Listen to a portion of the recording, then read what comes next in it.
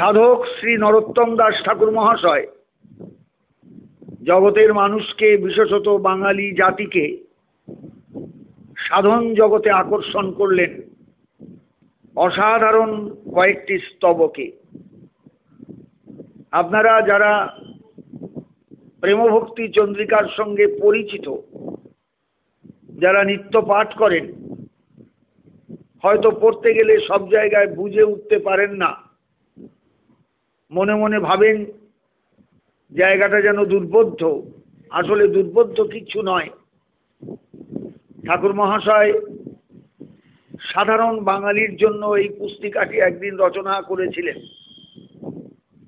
আমরা কিন্তু সেই ঠাকুর মহাশয়ের অসাধারণত্বকে নিয়ে কখনো ভাবি না, কখনো চিন্তা করি না, কখনো উপলব্ধি করি না যে কত সহজে সযত্নে ঠাকুর মহাশয় শ্রীমন মহাপ্রভু, প্রভু নিত্যানন্দের, প্রভু সীতানাথের অসাধারণ ভজনকে আমাদের কাছে তুলে ধরেছিলেন একদিন।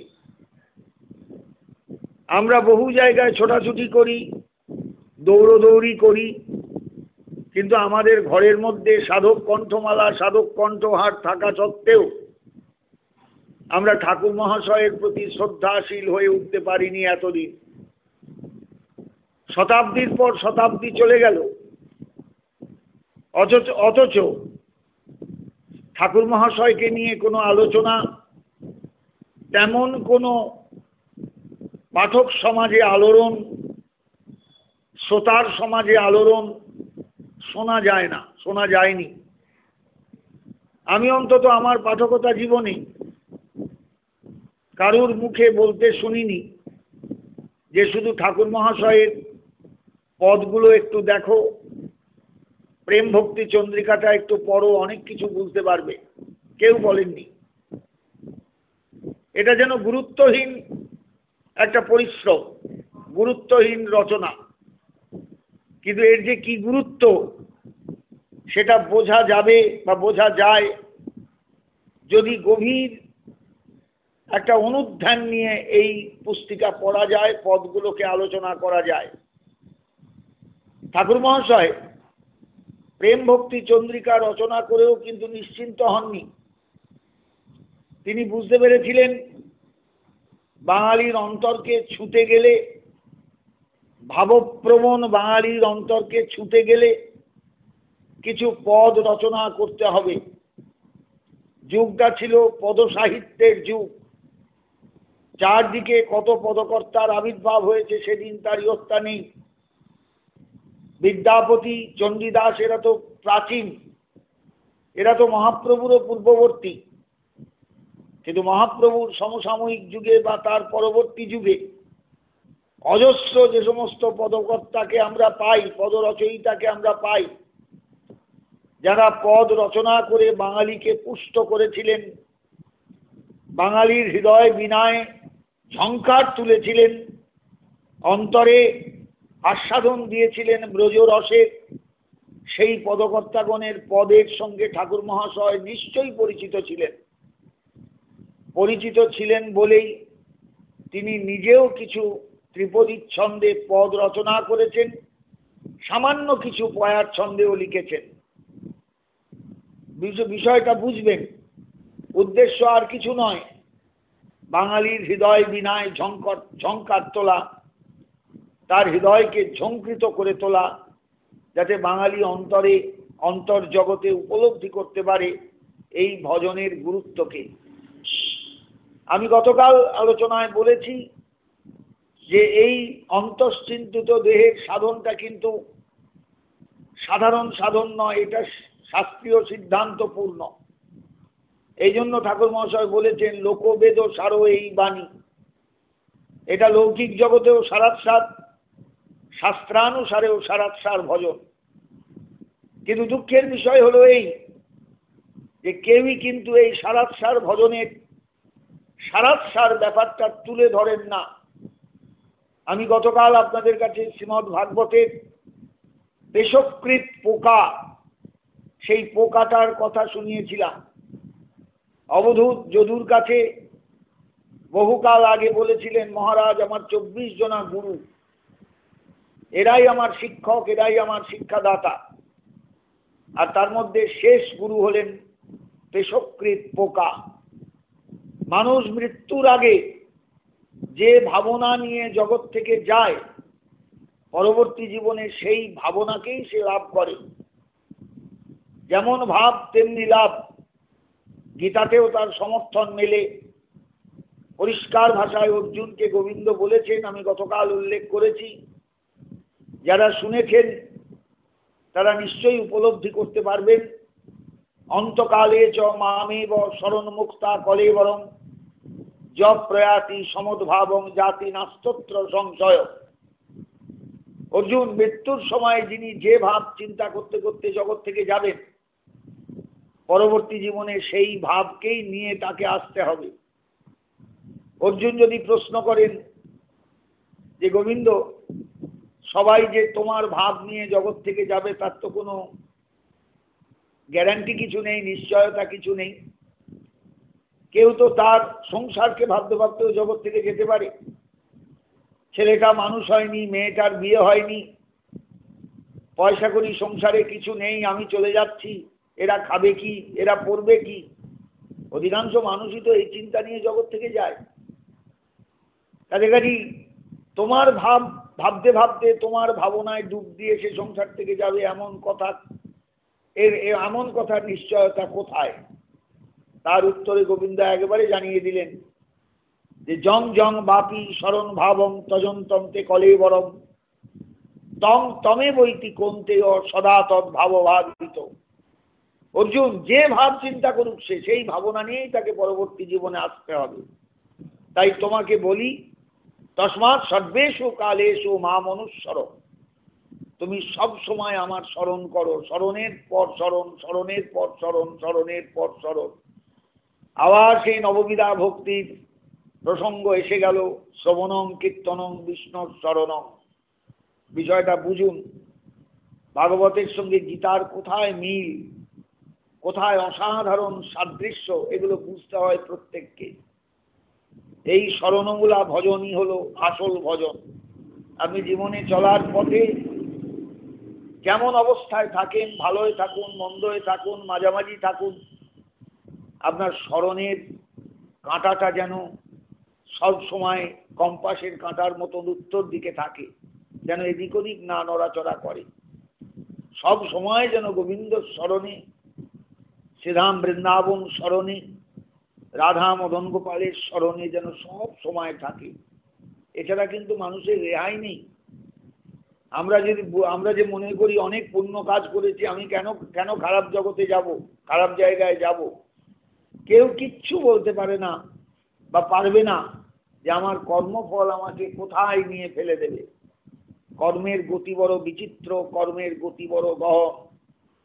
গীতাতে গোবিন্দ শুনিয়েছেন অর্জুনকে উপলক্ষ করে জগৎবাসীকে, গহনা কর্মণ গতি। অর্জুন, কর্মের গতি অতি গহন। সেই কারণে কর্ম করবার সময় সাবধান হয়ে করবে। যজ্ঞার্থাৎ কর্মণ অন্যত্র লোকয়ং কর্মবন্ধন তদর্থং কর্ম কুন্তেয় মুক্ত সঙ্গ সমাচর।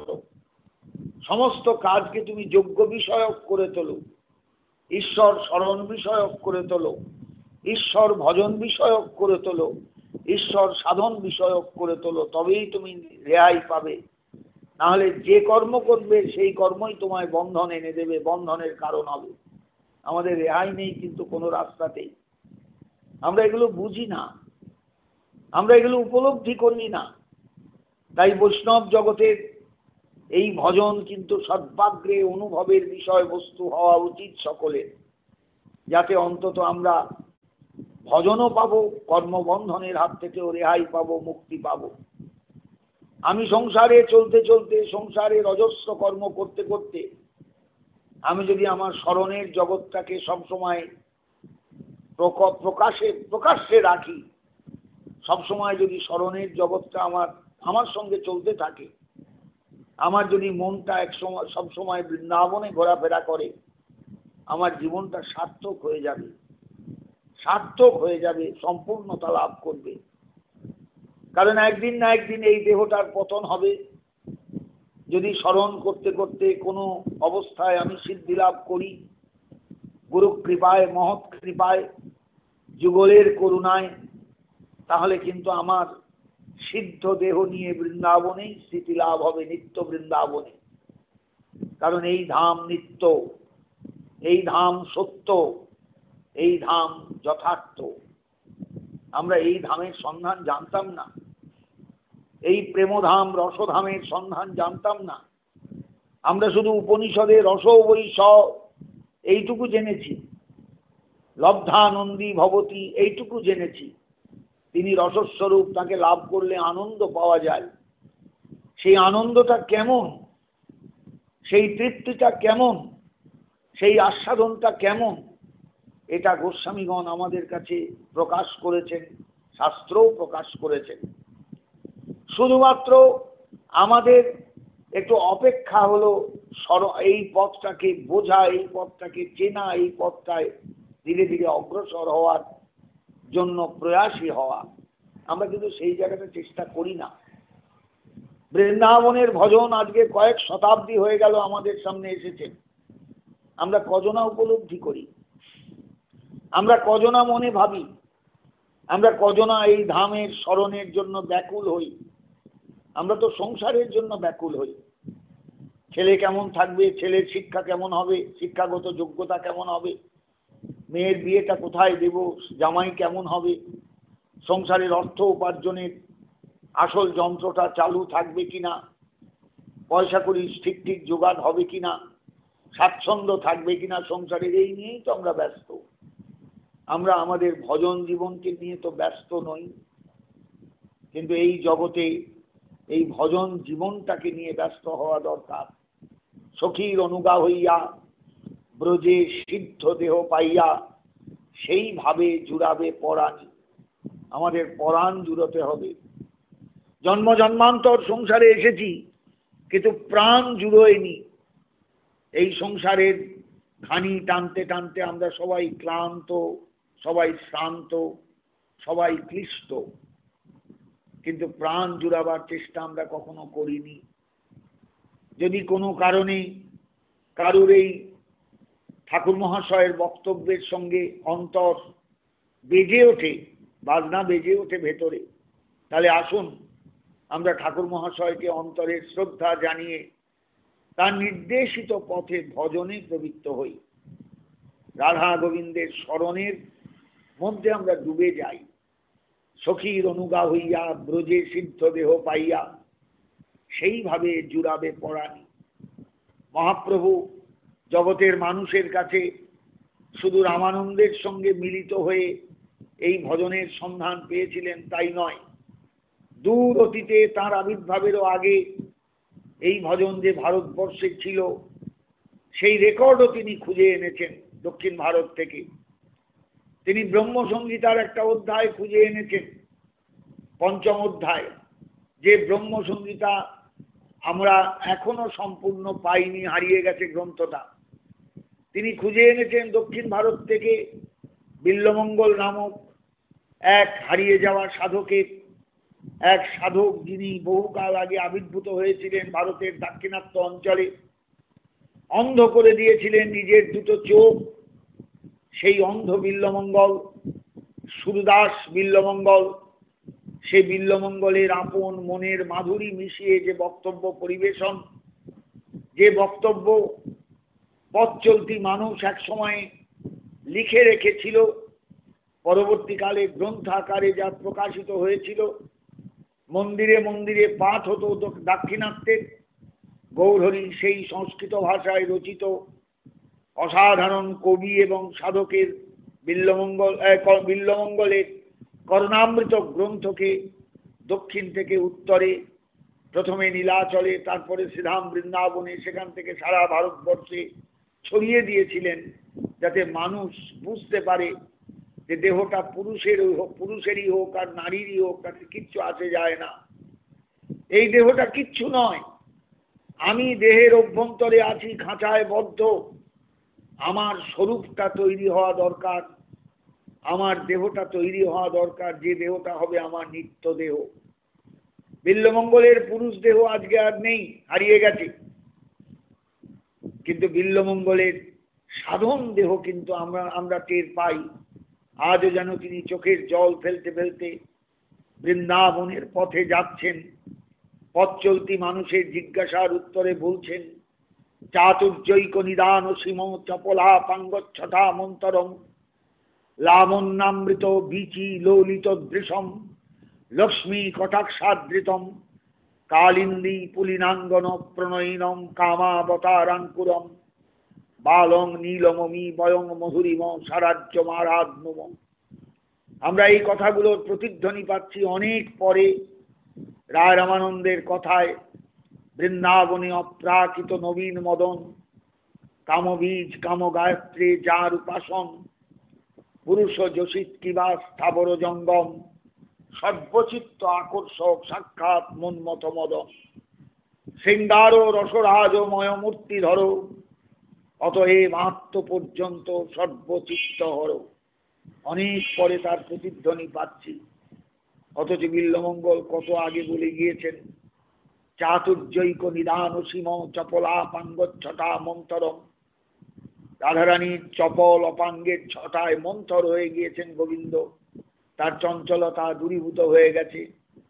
লাবণ্যামৃত বীচি ললিত দৃশম, অসাধারণ লাবণ্যময় মূর্তি নিয়ে, ললিত দৃষ্টি নিয়ে, অসাধারণ সুন্দর দৃষ্টি নিয়ে তাকাচ্ছেন তিনি রাধারানীর দিকে, যে দৃষ্টি তাকে মন্থর করে দিয়েছে। লক্ষ্মী কটাক্ষাদৃতম, সেই লক্ষ্মীর কটাক্ষে আদৃত হয়েছে যে মূর্তি, যে মদন গোপালের শ্রীমূর্তি। কালিন্দী পুলিনাঙ্গন প্রণয়িনম, তিনি কালিন্দী পুলিনের প্রণয়ী, যমুনা পুলিনে তিনি বাস করেন। কামাবতার আঙ্কুরম, কামের প্রথম অবতার, প্রথম আবির্ভাব এই শ্রীমূর্তিতেই।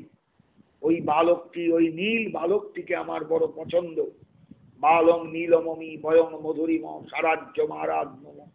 আমি ওই বালকের আরাধনা করতে চাই, ওই কিশোরের আরাধনা করতে চাই, ওই শ্রীমন মদন গোপালের আরাধনা করতে চাই, ওই রসসুন্দরের আরাধনা করতে চাই, ওই রসিক শেখরের আরাধনা করতে চাই, ওই রাসবিহারীর আরাধনা করতে চাই, ওই রসবপুর আরাধনা করতে চাই। জগতের থেকে বড় সাধন, এর থেকে বড় আস্বাদন আর কোথাও নেই, আর কোথাও নেই।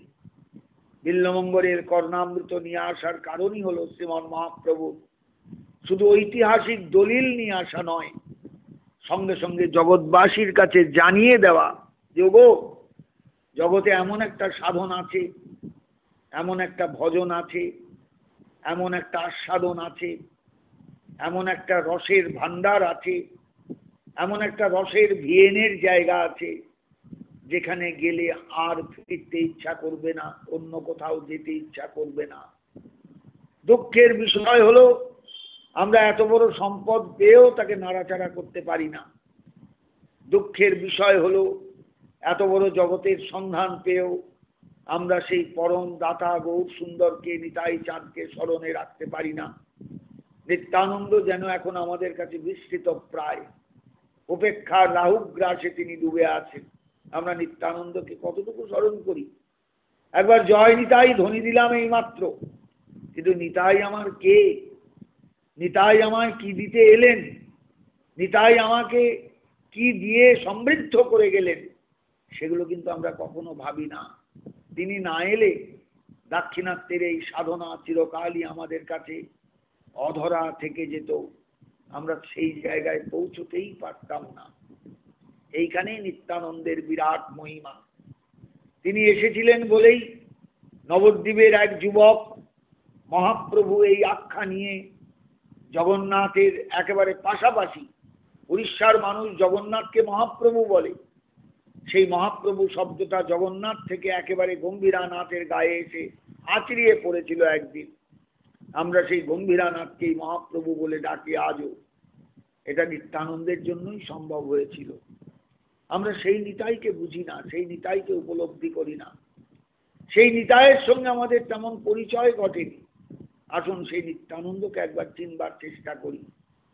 ঠাকুর মহাশয় এই জন্য লিখেছেন তার পদে, আর কবে নিতাই চাঁদ করুণা করিবে, সংসার বাসনা মোর কবে তুচ্ছ হবে, বিষয় ছাড়িয়া কবে শুদ্ধ হবে মন, কবে হাম হেরব সেই বৃন্দাবন। একবারে ঠাকুর মহাশয়ের বিখ্যাত পদ, সেই বৃন্দাবন। তার মানে কোন বৃন্দাবন? যে বৃন্দাবনে গাড়ি করে যাওয়া যায় না, পায়ে হেঁটে যাওয়া যায় না, যে বৃন্দাবনে কোনোভাবেই যাওয়া যায় না, যাওয়া যায় শুধু চোখের জলকে সম্বল করে। বিল্বমঙ্গল বৃন্দাবনে গিয়ে পৌঁছেছিলেন, কোথায় বলা আছে? তিনি যাচ্ছেন বৃন্দাবনের পথে। কোথায় যাচ্ছ সাধু? বিল্বমঙ্গল উত্তর দিচ্ছেন, অস্থি সস্তরণী করাগ্র বিগলত কল্প প্রসূন আপ্লুতম বস্তু প্রস্তুত বেনুনাদ লহরী নির্বাণ নির্ব্যাকুলম ষষ্ঠ ষষ্ঠ নিরুদ্ধ নিবি বিলসৎ গোপী সহস্রাবৃতম হস্ত নষ্ট নতাপবর্গম অখিল দারম কিশোরাকৃতি। আমি একটা বস্তুর সন্ধানে যাচ্ছি, যিনি আমার সামনে প্রকটিত হয়েছেন এবং তিনি আমাকে সব কিছু দিয়ে ভরিয়ে দিয়েছেন অন্তর, যার চারদিকে সহস্র সহস্র ব্রজদেবী এসে ভিড় করেছেন। সম্ভবত জায়গাটা সেই রাসস্থলী। বিল্বমঙ্গল সুদূর দাক্ষিণাত্যে বসে, অন্ধ বিল্বমঙ্গল রাস্তায় চলতে চলতে ঘুর ঘুর করতে করতে বৃন্দাবনকে প্রত্যক্ষ করছেন, বৃন্দাবন চন্দ্রকে প্রত্যক্ষ করছেন।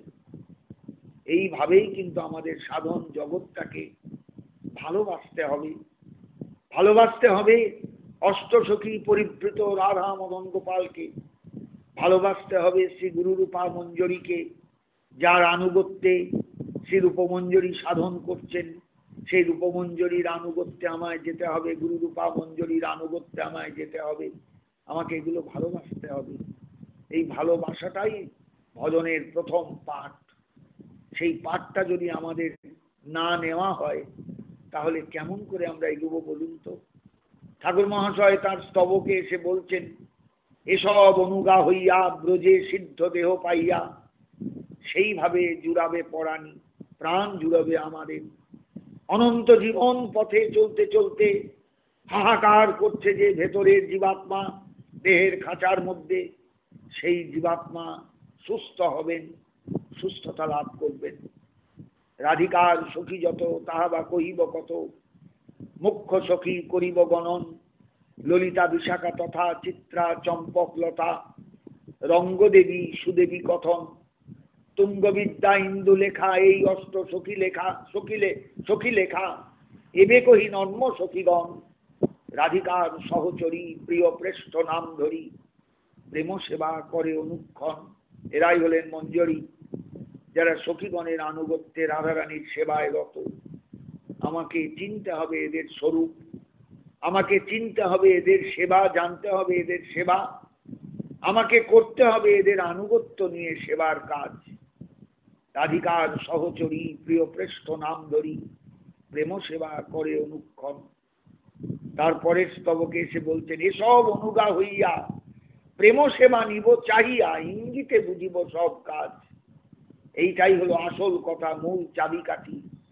আমার ভেতরে লোভ থাকা চাই। লোভ আমাদের প্রত্যেকের আছে। ভয়ঙ্কর লোভ নিয়ে আমরা সংসারে চলি। অর্থের লোভ, বৃত্তের লোভ, বৈভবের লোভ, সমাজের প্রতিষ্ঠার লোভ। কি লোভ নেই বলুন দেখিনি? কিন্তু সেই লোভ জীবনে যদি না আসে অন্তরে, না জাগে অন্তরে, আমার গোবিন্দ ভজন দরকার। কবে কৃষ্ণ ধন পাবো হিয়ার মাঝারে তবো, জুড়াইবে পাপ পরাণ, সাজাইয়া দিব হিয়া বসাইব প্রাণপ্রিয়া, নিরখিব সে চন্দ্র বয়ান। সখী হে কবে মোর হইবে সুদিন, সে প্রাণনাথেরও সঙ্গে কবে বা ফিরিব রঙ্গে, সুখময় যমুনা পুলিন। ঠাকুর মহাশয়েরই পদ আমি আপনাদের স্মরণ করালাম। এই হলো লালসা, এই হলো লোভ। আর একটা লোভ, এই লোভের সঙ্গে সংসারের লোভের কোনো সম্পর্ক নেই। সংসারের লোভ আমাদের শেষ করে দেয়, ধ্বংস করে দেয়। আর এই লোভ আমাদের নিয়ে যায় সেই ধামে, সেই আনন্দময় ধামে যেখানে শ্রী রাধা গোবিন্দ বিরাজ করেন, শ্রী রাধা মদন গোপাল বিরাজ করেন, সখী পরিবৃত হয়ে, মঞ্জরি পরিবৃত হয়ে। আমাদের সেই লোক দরকার। রায় রামানন্দ সংবাদটা ভাবুন, এই জায়গায় এসে একবারে আলোচনার সমাপ্তিকালে এসে ঠাকুর রায় রামানন্দ মহাপ্রভুকে আর শাস্ত্রের প্রমাণ দিতে পারছেন না, নিজের কৃত শ্লোক, নিজের রচিত শ্লোক শোনাচ্ছেন। কৃষ্ণ ভক্তি রস ভাবিতা মতি ক্রিয়তাং যদি কুতোপি লভ্যতে তত্র লোল্লমপি মূল্যমে কলম জন্মকুটি সুকৃতৈরপি ন লভ্যতে। কৃষ্ণ ভক্তি রস ভাবিতা মতি, একটা মতি দরকার, একটা মন দরকার, যে মনটা কৃষ্ণ ভক্তি রসে ভাবিত, কৃষ্ণ প্রেম রসে ভাবিত। ধরে নিতে হবে যুগল প্রেম রসে, এখানে শুধু কৃষ্ণ নন, যুগল প্রেম রসে ভাবিত এই মতি বা বুদ্ধি দরকার। প্রিয়তাম, কিনে আনবার চেষ্টা করো। তোমার তো পয়সা আছে, কিনে আনবার চেষ্টা করো, কোথাও পাবে না। প্রিয়তাম যদি কুতোপি লভ্যতে, কেন পাবে না? তত্র লোল্লমপি মূল্যমে কলম, এই বস্তু, এই মতি পাওয়ার পেছনে সবকিছুকেই তো দাম দিয়ে কিনতে হয়। এই মতি পেতে গেলে অন্তরে একটা লোভ দরকার, ভয়ঙ্কর লোভ দরকার। যে লোভের সৃষ্টি অন্তরে না হলে কোনোদিন এই মতি লাভ হবে না, এই মতি পাওয়া যাবে না। এই মতি এত সহজ নয়, সহজলভ্য বস্তু নয়। তাই আসুন ঠাকুর মহাশয়ের এই ভজন বিষয়ক আলোচনাটুকু আমরা মনে প্রাণে ধরে রাখবার চেষ্টা করি। আমাদের অন্তরে লোভ দরকার, লোভ লোভ লোভ, ভজনের লোভ, স্মরণের জন্য লোভ, সর্বদার জন্য ব্যাকুলতা, তার জন্য লোভ, সর্বদার জন্য ডাকবো, তার জন্য লোভ, বৃন্দাবন ধামের স্মরণ আমি চাই, তার জন্য লোভ, ব্রজরসের জন্য লোভ, ব্রজভাবে ভাবিত যারা তাদের দর্শনের জন্য লোভ, তাদের চরণধুলির জন্য লোভ। বলুন তো, লোভ ছাড়া কি করে আমি এগুবো এই রাস্তায়? এসব অনুগা হইয়া প্রেম সেবা নিব চাহিয়া, ইঙ্গিতে বুঝিব সব কাজ, রূপে গুণে ডগমগী সদা হব অনুরাগী, বসতি করিব সখী মাছ। এইবার সাধককে ঠিক করতে হবে, আমার রূপ, আমার চেহারাটা কেমন হবে, আমার মঞ্জুরি রূপে বেশবাস কেমন হবে, কোন কুঞ্জে আমি বাস করব, আমার প্রধানা সখীটিকে, প্রধানা সখী দেবী ললিতা, তার আনুগত্যে রূপমঞ্জরি সেবা করেন। এই রূপমঞ্জরির সঙ্গে রতিমঞ্জরির আলাপের সংবাদ আমরা বিলাপ কুসুমাঞ্জলিতে পেয়েছি প্রথম শ্লোকে। তং রূপমঞ্জরি সখী প্রতিতা পুরে অস্মিন পুংস অপরস্য বদনং নহি পশ্যচীতি বিম্বাধরে ক্ষতম অনাগত ভর্তৃকায়া যত্তে বদাহি কিমুতচ্ছুক পুঙ্গবেন। মঞ্জরি রূপে রূপমঞ্জরি ধ্যানস্থ হয়ে আছেন স্মরণের জগতে। রতিমঞ্জরি রূপে দাস গোস্বামী পাদ শ্রী রঘুনাথ দাস গোস্বামী দেখছেন রূপমঞ্জরির অধরে ক্ষত, গোবিন্দ চুম্বন করেছেন। চুম্বন কিন্তু চাননি রূপমঞ্জরি, কিন্তু গোবিন্দ রাধারানীকে চুম্বন করার সঙ্গে সঙ্গে রাধারানীর ভাবে বিভাবিত, রাধারানীর চরণে আত্মসমর্পিত রূপ গোস্বামী পাদের অর্থাৎ রূপমঞ্জরির অধরে চুম্বনের দাগ, রক্তাক্ত দাগ ফুটে উঠেছে। তাই দেখে অত্যন্ত আনন্দিত চিত্তে দাস গোস্বামী পাদ বলে উঠেছেন, তোমার অধরে কে ঠোকর মারলো? ঠোক্করটা মারলো কে? তুমি তো সাধ্যি, তুমি তো অন্য কোনো পুরুষের কখনো মুখ দেখো না, তাহলে কে তোমায় এইভাবে কামড়িয়ে দিল ঠোঁটের মধ্যে? কি অসাধারণ শ্লোক, কি অসাধারণ বক্তব্য পরিবেশন, ভজনের সূক্ষ্ম রূপের সাধন সাধন সাধন জগতের সমৃদ্ধ যে চেতনা, সেই চেতনার কি অসাধারণ প্রকাশ আমরা দেখতে পেলাম বা পেয়ে গেছি আমরা গ্রন্থের মধ্যে। ভাবুন এই জগতের সংবাদটা কেমন, ভাববার চেষ্টা করুন। আমরা কেউ ভাবি না, জানেন, দীক্ষা নিয়েই সব ভুলে যাই, গুরুদেবের সঙ্গেও সম্পর্ক থাকে না, গুরুদেবের কাছে কিছু চাইতে হবে সে প্রশ্ন অবান্তর হয়ে গেছে, দীক্ষা হয়ে গেছে আর আমার কিছু দরকার নেই। এবার বছরে একটু প্রণামী দিতে হয় গুরুদেবকে, দয়া করলে গুরুদেবকে একটু দয়া করে দিতে হয় কিছু, এই জন্য গুরুদেবের সঙ্গে সম্পর্ক। না না না, ভুল ভুল ভুল, এইভাবে গুরু কৃপা পাওয়া যায় না। অখিল গুরুতত্ত্বের করুণা পেতে গেলে একান্তভাবে গুরুচরণে আত্মসমর্পণ দরকার। সেই আত্মসমর্পণটা কি জাতীয়? ঠাকুর মহাশয়ের প্রেম ভক্তি চন্দ্রিকার প্রথমের স্তবকগুলো দেখবেন, গুরু কৃপাটা কাকে বলে এবং কিভাবে তা অর্জন করতে হয়। এসব অনুগা হইয়া প্রেম সেবা নিব চাইয়া। এইবার আনুগত্য নিয়ে প্রেম সেবা চাইতে হয়। প্রেম সেবা আমার জন্য পড়ে থাকবে তা নয়, প্রেম সেবার জন্য বহুজনা আছেন, একবারে লম্বা লাইন দিয়ে আছেন। সেই ফোনে যেমন শোনেন আপনি একটা কিউতে আছেন, এখানে অনেকেই লাইন দিয়ে আছেন, জন্ম জন্মান্তর ধরে তারা সাধন করে চলেছেন। আপনার সেখানে জায়গা হবে তো? অতএব কতটা আকুলি বিকুলি থাকলে, কতটা চোখের জল থাকলে, কতটা অন্তর কাঁদলে তবে আপনি সেখানে জায়গা পাবেন, এটা আপনি চিন্তা করতে পারবেন না। এই ভজনের রাজ্যটা কেমন, এই রসের ভূমিটা কেমন, এই আস্বাদনের জগৎটা কেমন, এই মননের ভূমিটা কেমন বুঝতে পারবেন না যদি প্রবেশাধিকার না করেন, একটু যদি সেখানে ঢুকতে না পারেন। এই জগৎটা বড় চমৎকার, রসের জগৎ, প্রেমের জগৎ, আস্বাদনের জগৎ, বিরহের জগৎ, অনুভবের জগৎ। আসুন সেই জগতে আমাদের বাস হোক, এই প্রার্থনা ঠাকুর মহাশয়ের চরণে জানাই। মহতের চরণে প্রার্থনা কখনো ব্যর্থ হয় না। মহৎ কৃপালু, মহতের কোন রকম কোনো অন্যদিকে দৃষ্টি নেই, তারা জগৎকে করুণা করেন। ঠাকুর মহাশয় সেই করুণার জন্য এসেছিলেন, আমাদের সকলকে দুহাত ভরে দান করে গিয়েছেন। আমরা নিতে পারিনি, আমরা গ্রহণ করতে পারিনি, আমরা ঠাকুর মহাশয়ের কথা ভাবি না। আসুন একবার ভাবি, তার চরণে শ্রদ্ধা নত চিত্তে জানাই আমাদের অন্তরের প্রার্থনা। ওগো দয়াল, তুমি আমাদের কৃপা করো, আমাদের কৃপা করো, আমাদের ভজনের যোগ্যতা দাও। জয় নিতাই, জয় গৌর সুন্দর, জয় গৌর ভক্তবৃন্দ।